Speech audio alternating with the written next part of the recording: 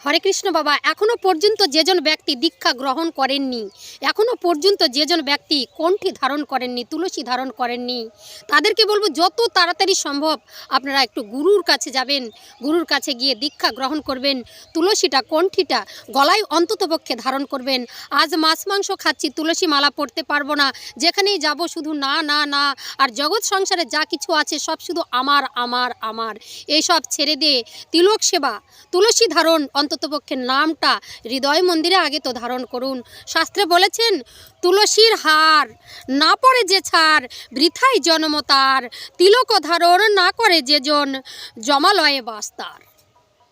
সর্বপ্রথমে আপনাদেরকে দীক্ষা গ্রহণ করতে হবে, আর গুরুর কাছে থেকে দেওয়া এই তুলসী কণ্ঠীমালাটা গলায় ধারণ করতে হবে।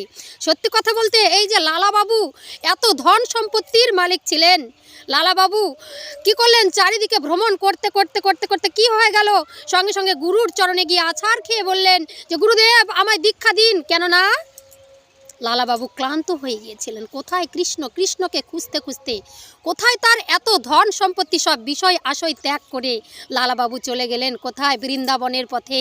আর বৃন্দাবনের পথে যেতেই একজন ব্যক্তি সাধু সামন্ত তাকে বলে দিলেন যে তুমি কোথায় যাচ্ছ? বলছে কৃষ্ণ খুঁজতে। কৃষ্ণ তো দর্শন দেবে না। যেজন ব্যক্তি দীক্ষা গ্রহণ করেন না, মানে গুরু ছাড়া গোবিন্দ ভজে, সে জন নরকে পচে।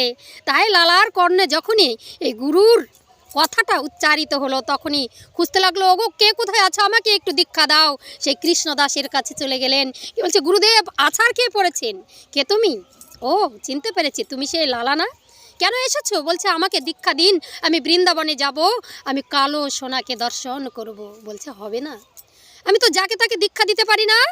কেননা আমার এখানে এলে দীক্ষা নেবার জন্য অনেক কিছু করতে হয়, আগে 6 মাস ভিক্ষা করতে হয়। গুরুদেব আমি তাই করতে রাজি। অত তো সহজ নয় লালা। এই যে নগরীতে যত গৃহ আছে, প্রত্যেকটা গৃহে গিয়ে তোমাকে সেই ভিক্ষা গ্রহণ করতে হবে, মুষ্টি ভিক্ষা করতে হবে, আর যখন হবে সময় তখনই আমি তোমাকে দীক্ষা দেব। সঙ্গে সঙ্গে বাবা লালার 2 নয়ন বাড়ি দ্বারা ঝরঝর করে বরিশন হলো। বলছে গুরুদেব আমাকে দাও তুমি ভিক্ষার ঝুলি। যেই না ভিক্ষার ঝুলিটা নিয়েছেন, দেখুন কত দূরে ছিলেন, কত বড় জমিদার ছিলেন। সেই জগৎ শেঠের সঙ্গে তার এই জমিদারি নিয়েই কত কাটাকাটি হচ্ছিল। সেই সময়ের মোকদ্দমা চলছিল, যার কিনা মাসে 52 লাখেরও বেশি টাকা ইনকাম করতেন। সেই জমিদারের স্কন্ধে যখন ভিক্ষার ঝুলি উঠল, আর ভিক্ষা করতে করতে ক্লান্ত হয়েছে, নগরের দ্বারে দ্বারে যতটা মন্দির ছিল সবগুলোতে প্রসাদ পেয়েছে। সামনে দেখছে একটা বড় মন্দির, সেখান থেকে আওয়াজ আসছে শঙ্খ ঘণ্টার। বলছে কি, এই যে মন্দিরটা, এখানে গিয়ে আজকে আমাকে প্রসাদ গ্রহণ করতে হবে।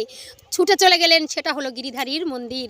আর গিরিধারীর মন্দিরে যে না গিয়েছেন, ওগো আমায় কি একটু প্রসাদ দেবে, আমি বড় ক্ষুধার্ত, আমি বড় ক্লান্ত। বলছে অবশ্যই দেব, তুমি ওই যে সামনে গুহাটা দেখা যাচ্ছে, সেই গুহায় যাই আশ্রয় নাও, যখন পুজো পাঠ আরতি শেষ হবে তোমাকে আমি প্রসাদ দেব। যেই না বললেন, আর সঙ্গে সঙ্গে কি করলেন, কেবল